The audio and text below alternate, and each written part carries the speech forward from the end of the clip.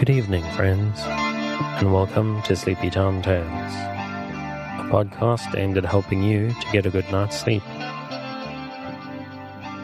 Do you find your mind plagued with the stresses of modern life, especially when the lights are out and you're trying to get a restful night? Does your spinning mind keep you awake? Follow my voice down the path towards a good night's rest.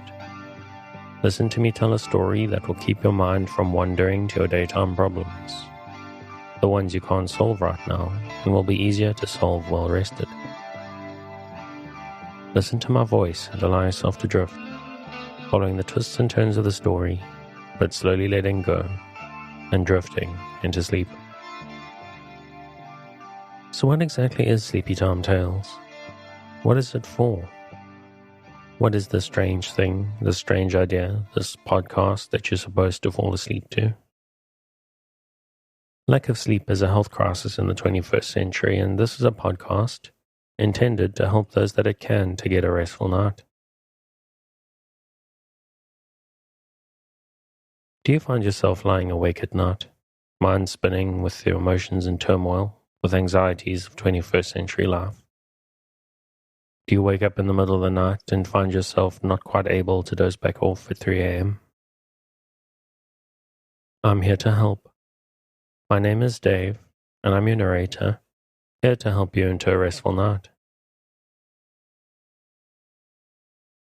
Sleepy Time Tales is intended to be used as a distraction to what keeps you awake at night, or sometimes background noise or simply company. As far as I know, there are a couple of different ways to engage. The primary idea is that it gives you something to focus on, a story or an event that lets you keep your mind on a specific point, to stop it from spinning out into stress and anxiety, to help you to focus just enough not to resist the embrace of a night's sleep. But maybe you need something a little bit different. Maybe you just need some kind of background noise. Maybe you need white noise or the sound of the ocean or the wind in the trees or just some boring dude droning on in the background. But as you're listening, you don't force the sleep. Just keep a light mental grip on the thread of the story and allow the need for sleep to come for you. Now, obviously, I'm hoping you're asleep before I get to the end of the episode. But don't feel pressurized. If this is your first night, the odds are pretty good this won't work for you. I recommend giving it a good 3 or so nights try to get used to the strangeness of listening to someone while you're trying to sleep, to my accent, which may be a bit strange. Or maybe one episode just isn't long enough. Or maybe even your problem isn't going to sleep. Maybe your problem is waking up in the middle of the night. What I recommend, if that's the case, is to let the podcast run all night. Download a whole bunch of episodes, put them in a playlist, start on the latest and let them go. That way, when you wake up in the middle of the night, you can just carry on listening and allow yourself to go straight back to sleep again. You can even do similar if you wake up before your alarm. Some people have that sort of habit waking up 60 minutes or 30 minutes before the alarm goes. And you can just carry on listening and go straight back to sleep again. And you may wonder what the point. Doesn't seem very sensible. What good is another 30 minutes or 60 minutes of sleep? But I can tell you now, and I've had other people back me up on this, that extra little bit of time is relaxing on a whole new level. Something about allowing yourself that little extra nap is just deeply satisfying. And as you listen, it's important that you relax. Remember, if you're new to the show and prone to late nights lying staring at the ceiling, this may seem strange to you. So give it a chance. Because I'm here to work with you, to create a safe space, a cocoon in which you can curl up and allow nature to take its course. So if you're still with me, thank you for staying. If you're already asleep, I'll chat again soon. And of course you aren't hearing me, except maybe in a dream. Before we get on with the show, I'd like to ask for a few minutes of your time. If you find Sleepy Time Tales helpful, if it's helped you improve your life by helping you get a bit more sleep at night, help you deal with what's going on in the day, I'd like to ask you, if you can, if you have the means, please consider supporting it to help me keep it going out to thousands of insomniacs just like you. You can go to patreon.com/sleepytimetales to sign up and take a look at what's on offer. This is monthly support that not only helps me keep the show going, but can get you bonuses based on your contribution level. For $2 a month, you get weekly access to early release on the main episodes, so that you get your fresh sleep aid on a Wednesday instead of a Sunday. And $5 gets you a lot of stuff, weekly bonus minisodes, special edits, and a monthly megasode, which is all of the month's releases in one big listen. It's also understandable if monthly seems like a big ask. If that's the case, you can make once-off tips through the tip jar on the website. A big shout out to Takashi, who made a contribution via the tip jar. And I have to be honest with you folks, things are pretty tight for me and the family right now. So any support is very helpful. I'm grateful to Takashi, and I'm grateful to anybody else who can help out. Special shout out to all the patrons out there who've been very helpful to keep this show going. But another way to help the show is simply to spread the word. You can help me reach new people, help me to give people a good night's sleep, so that we can do our small part to improve their lives. And a reminder that I'm doing podcast editing and production. So if you or someone you know would like to start a podcast or has one and would like to offload some of them or drudgery type work, please feel free to reach out. Contact info is in the show notes as well. Thanks for taking the time. Let's get back to the show. The Blazing World by Lady Margaret Cavendish, the Duchess of Newcastle. Then the Empress inquired of them the reason why springs were not as salt as the sea is. Also, why did some ebb and flow? To which it was answered that the ebbing and flowing of some springs was caused by hollow caverns within the earth, where the sea water crowding through did thrust forward, and drew backward the spring water, according to its own way of ebbing and flowing. But others said that it proceeded from a small proportion of saline and acid particles, which the spring water imbibed from the earth. And although it was not so much as to be perceived by the sense of taste, yet it was enough to cause an ebbing and flowing motion. And as for the spring water being fresh, they gave, according to their observation, this following reason. There is, said they, a certain heat within the bowels of the earth, proceeding from its swift circular motion upon its own axis, which heat distills the rarest parts of the earth into a fresh and insipid water, which water being through the pores of the earth conveyed into a place where it may break forth, without resistance or obstruction, causes springs and fountains. And these distilled waters within the earth do nourish and refresh the grosser and drier parts thereof. This relation confirmed the Empress in the opinion concerning the motion of the earth and the fixedness of the sun, as the birdmen had informed her. And then she asked the worm-men whether minerals and vegetables were generated by the same heat that is within the bowels of the earth. To which they could give no positive answer. Only this they affirmed, that heat and cold were not the primary producing causes of either vegetables or minerals, or other sorts of creatures, but only effects. And to prove this our assertion, said they, we have observed that by change of some sorts of corporeal motions, that which is now hot will become cold, and what is now cold will grow hot. But the hottest place of all we find to be the centre of the earth. Neither do we observe that the torrid zone does contain so much gold and silver as the temperate, nor is there great store of iron and lead, wheresoever there is gold. For these metals are most found in older climates towards either of the poles. This observation the Empress commanded them to confer with her chemists, the ape-men, to let them know that gold was not produced by a violent, but by a temperate degree of heat. She asked further whether gold could not be made by art.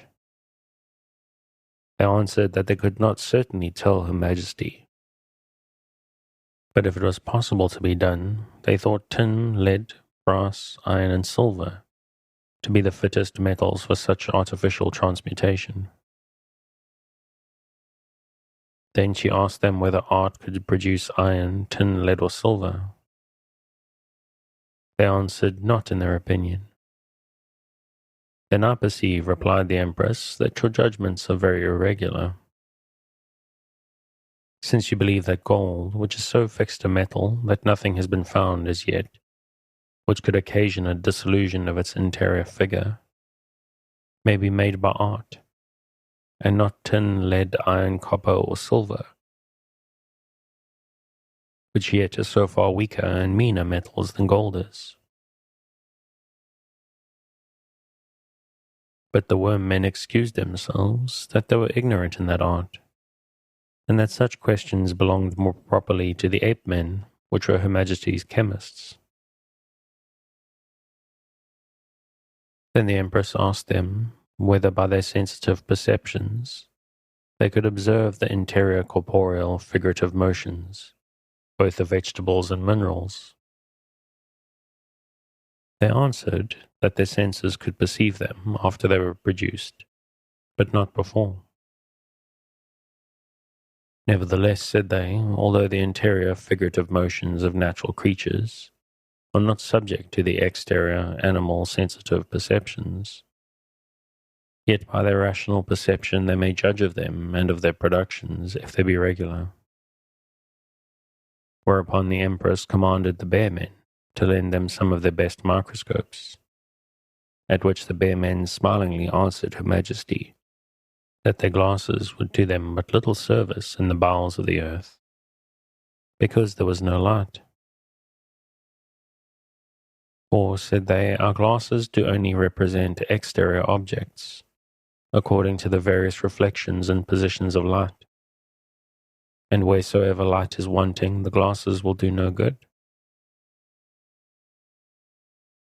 To which the worm-men replied that although they could not say much of refractions, reflections, inflections, and the like, yet were they not blind, even in the bowels of the earth. For they could see several sorts of minerals, as also minute animals that live there,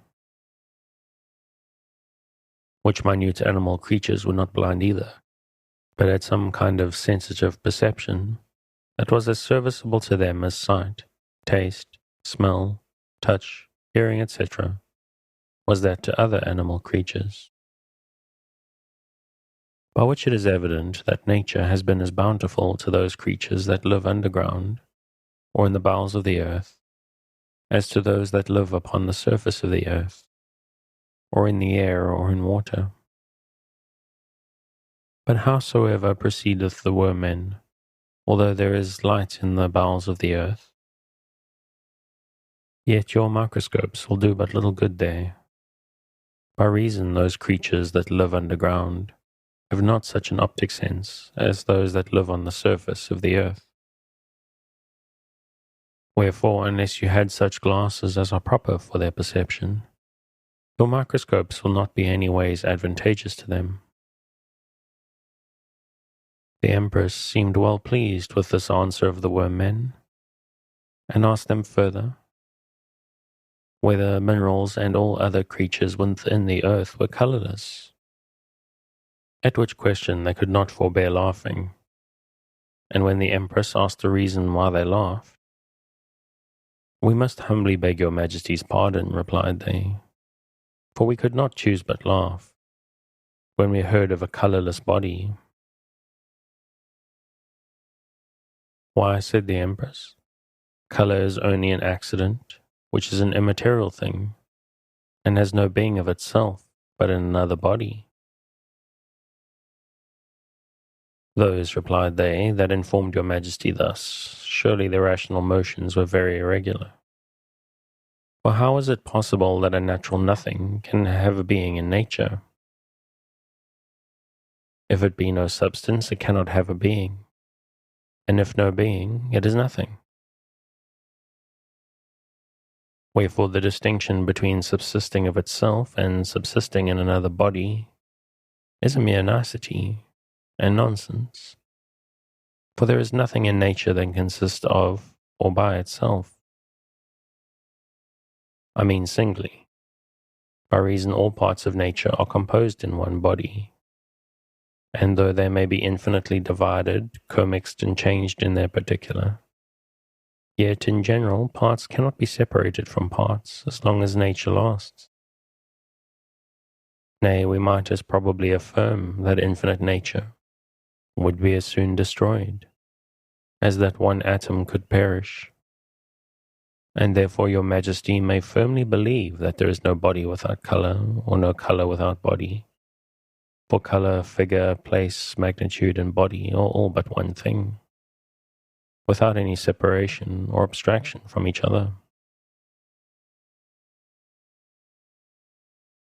The Empress was so wonderfully taken with this discourse of the worm-men, that she not only pardoned the rudeness they committed in laughing at first at her question, but yielded a full assent to their opinion, which she thought the most rational that ever she had heard yet. And then proceeding in her questions, inquired further whether they had observed any seminal principles within the earth, free from all dimensions and qualities, which produced vegetables, minerals, and the like. To which they answered, that concerning the seeds of minerals, their sensitive perceptions had never observed any, but vegetables had certain seeds out of which they were produced. Then she asked whether those seeds of vegetables lost their species, that is, were annihilated in the production of their offspring. To which they answered that by an annihilation nothing could be produced, and that the seeds of vegetables were so far from being annihilated in their productions, and that they did rather numerously increase and multiply. For the division of one seed, said they, does produce numbers of seeds out of itself. But, replied the Empress, a particular part cannot increase of itself. 'Tis true, answered they, but they increase not barely of themselves, but by joining and commixing with other parts, which do assist them in their productions, and by way of imitation form or figure their own parts into such or such particulars.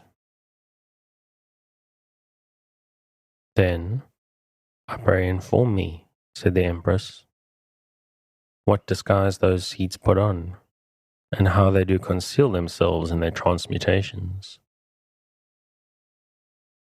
They answered that seeds did no way disguise or conceal, but rather divulge themselves in the multiplication of their offspring. Only they did hide and conceal themselves from their sensitive perceptions, so that their figurative and productive motions were not perceptible by animal creatures. Again the Empress asked them whether there were any non-beings within the earth, to which they answered that they had never heard of any such thing, and that if Her Majesty would know the truth thereof, she must ask those creatures that are called immaterial spirits, which had great affinity with non-beings, and perhaps could give her a satisfactory answer to this question. Then she desired to be informed what opinion they had of the beginning of forms. They told Her Majesty that they did not understand what she meant by this expression. For, said they, there is no beginning in nature. No, not of particulars. By reason, nature is eternal and infinite. And her particulars are subject to infinite changes and transmutations, by virtue of their own corporeal, figurative self-motions. So that there's nothing new in nature, not properly a beginning of anything. The Empress seemed well satisfied with all those answered, and inquired further, whether there was no art used by those creatures that live within the earth. Yes, answered they, for the several parts of the earth do join and assist each other in composition or framing of such and such particulars. And many times there are factors and divisions which cause productions of mixed species, as for example weeds instead of sweet flowers and useful fruits. But gardeners and husbandmen use often to decide their quarrels, and cause them to agree, which, though it shows a kindness to the differing parties, yet 'tis a great prejudice to the worms and other animal creatures that live underground. For it most commonly causes their dissolution and ruin. At best they are driven out of their habitations. What, said the Empress, are not worms produced out of the earth? Their production in general, answered they, is like the production of all other natural creatures, proceeding from a corporeal, figurative motion of nature. But as for their particular productions, they are according to the nature of their species. Some are produced out of flowers, some out of roots, some out of fruits, some out of the ordinary earth. Then they are very ungrateful children, replied the Empress, that they feed on their own parents, which gave them life. Their life, answered they, is their own, and not their parents'. For no part or creature of nature can either give or take away life, but parts do only assist and join with parts, either in dissolution or production of other parts and creatures. After this, and several other conferences, which the Empress held with the worm men, she dismissed them, and having taken much satisfaction in several of their answers, encouraged them in their studies and observations. Then she made a convocation of her chemists, the ape-men, and commanded them to give her an account of the several transmutations which their art was able to produce. They began first with a long and tedious discourse concerning the primitive ingredients of natural bodies, and how by their art they had found out the principles out of which they consist. But they did not all agree in their opinions, for some said that the principles of all natural bodies were the four elements, fire, air, water, earth, out of which they were composed. Others rejected this elementary commixture, and said there were many bodies out of which none of the four elements could be extracted by any degree of fire whatsoever. And that on the other side there were diverse bodies whose resolution by fire reduced them into more than four different ingredients. And these affirmed that the only principles of natural bodies were salt, sulfur, and mercury. Others again declared that none of the aforementioned could be called the true principles of natural bodies, but that by their industry and pains which they had taken in the art of chemistry, they had discovered that all natural bodies were produced but from one principle, which was water. For all vegetables, minerals, and animals, said they, are nothing else but simple water distinguished into various figures by the virtue of their seeds. But after a great many debates and contentions about this subject, the Empress, being so much tired that she was not able to hear them any longer, imposed a general silence upon them, and then declared herself in this following discourse. I am too sensible of the pains you have taken in the art of chemistry to discover the principles of natural bodies, and wish they had been more profitably bestowed upon some other. Then such experiments, for both by my own contemplation and the observations which I have made by my rational and sensitive perception upon nature and her works, I find that nature is but one infinite self-moving body, which by the virtue of its self-motion is divided into infinite parts, which parts being restless, undergo perpetual changes and transmutations by their infinite compositions and divisions. Now if this be so, as surely according to regular sense and reason, it appears no otherwise, it is in vain to look for primary ingredients or constitutive principles of natural bodies, since there is no more but one universal principle of nature, to wit, self-moving matter, which is the only cause of all natural effects. Next, I desire you to consider that fire is but a particular creature or effect of nature, and occasions not only different effects in several bodies, but on some bodies has no power at all.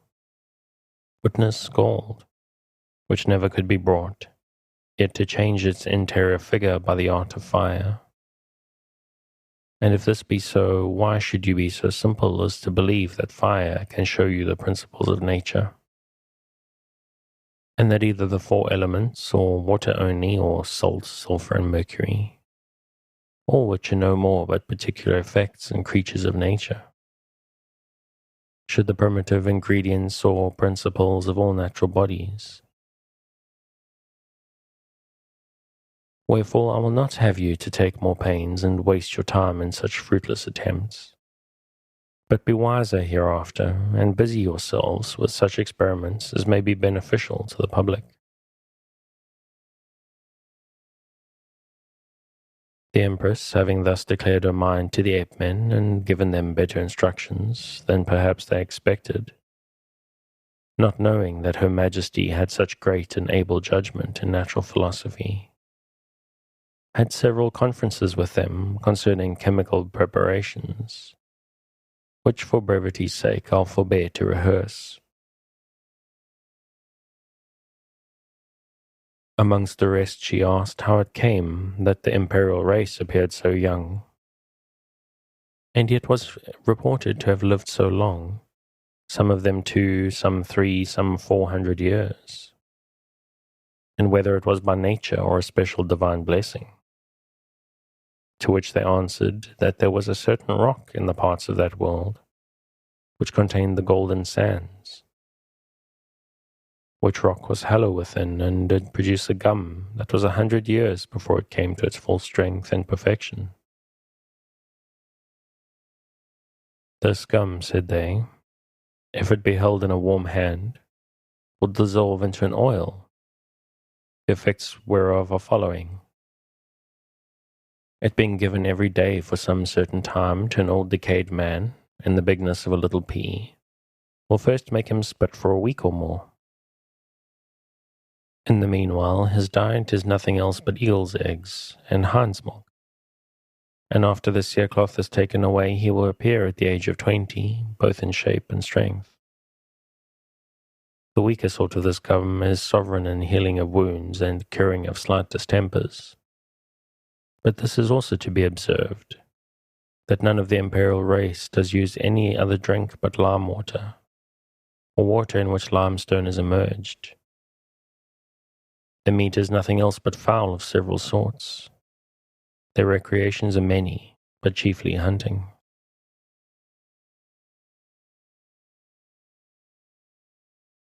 This relation amazed the Empress very much, for though in the world she came from she had heard great reports of the philosopher's stone, yet had she not heard of any that had ever found it out, which made her believe that it was but a chimera. She called also to mind that there had been in the same world a man who had a little stone which cured all kinds of diseases, outward and inward, according it was applied. and that a famous chemist had found a certain liquor called alkahest, which by the virtue of its own fire consumed all diseases. But she had never heard of a medicine that could renew old age and render it beautiful, vigorous, and strong. Nor would she have so easily believed it, had it been a medicine prepared by art. For she knew that art, being nature's changeling, was not able to produce such a powerful effect. But being that the gum did grow naturally, she did not so much scruple at it. For she knew that nature's works is so various and wonderful that no particular creature is able to trace her ways.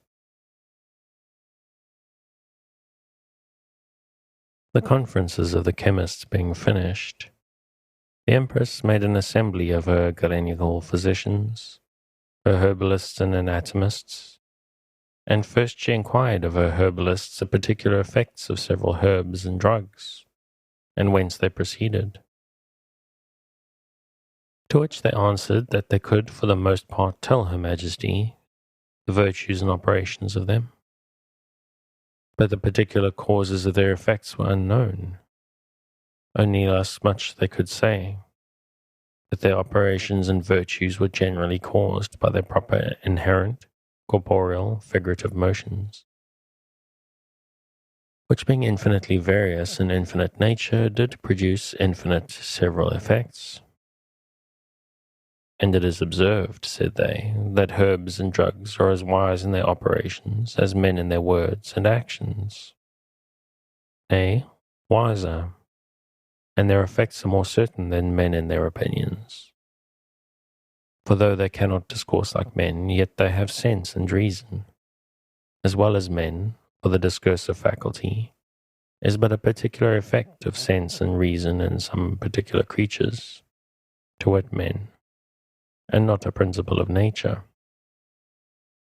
and argues often more folly than wisdom.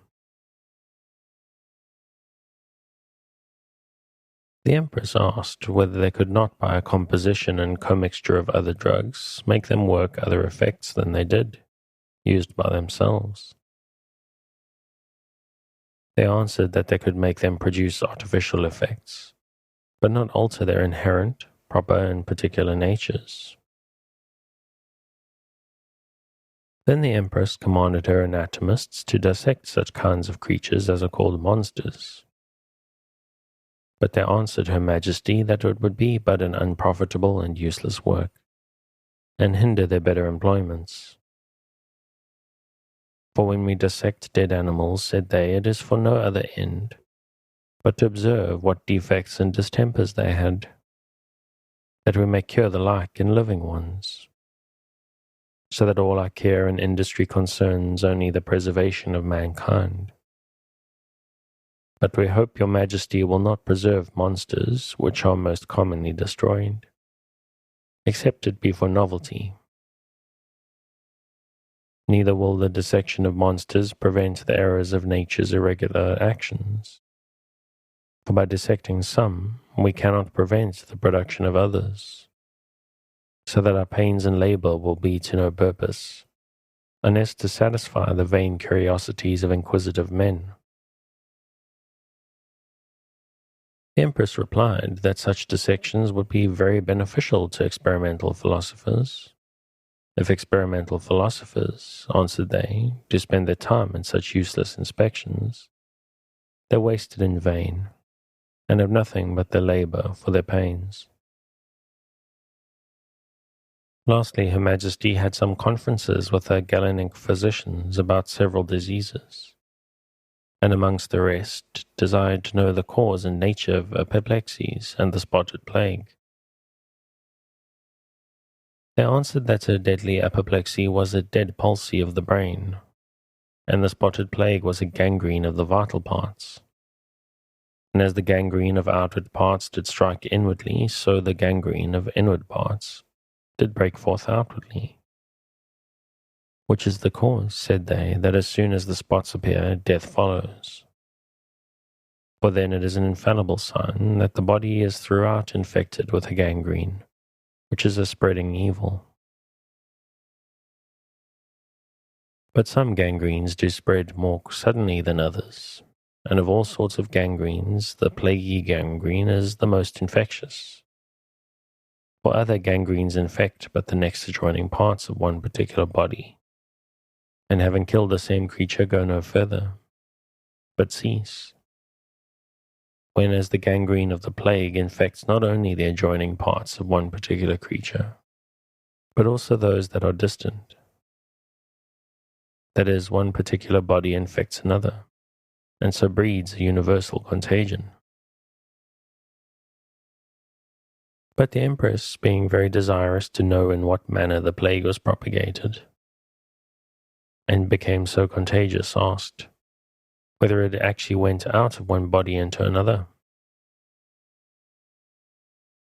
To which they answered that it was a great dispute among the learned of their profession, whether it came by division and composition of parts, that is, by expiration and inspiration, or whether it was caused by imitation. Some experimental philosophers said they will make us believe that by the help of their microscopes have observed the plague to be a body of little flies like atoms, which go out of one body into another through the sensitive passages. But the most experienced and wisest of our society have rejected this opinion as a ridiculous fallacy, and do for the most part believe that it is caused by an imitation of parts, so that the motions of some parts which are sound do imitate the motions of those that are infected, and that by this means the plague becomes contagious and spreading. The Empress, having hitherto spent her time in the examination of the bird, fish, worm, and ape-men, etc., and received several intelligences from their several employments, at last had a mind to divert herself after her serious discourses, and therefore she sent for the spider-men, which were her mathematicians, the lice-men, who were her geometricians, and the magpie, parrot, and jackdaw men, who were her orators and logicians. The spider-men came first and presented her Majesty with a table full of mathematical points, lines and figures of all sorts, of squares, circles, triangles, and the like, which the Empress, notwithstanding that she had a very ready wit and quick apprehension, could not understand. But the more she endeavoured to learn, the more she was confounded. Whether they did ever square the circle, I cannot exactly tell, nor whether they could make imaginary points and lines. But this I dare say, that their points and lines were so slender, small and thin, that they seemed next to imaginary.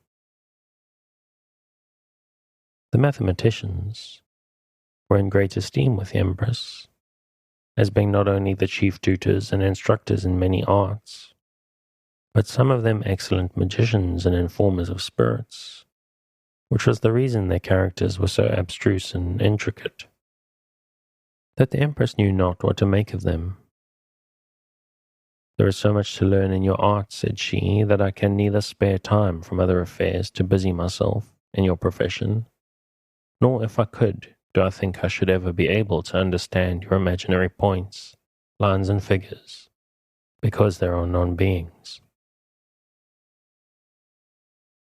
And I think I'm going to leave it there for tonight. Interesting, actually, reading something from 1666, where they sort of half-mentioned germ theory centuries before it was actually known to be a real thing. History really is fascinating, and progress can be seen to come and go. Anyway, that's enough of that. If you would like to pick up where we've left off, you can pick it up where we are on Project Gutenberg at the link in the show notes.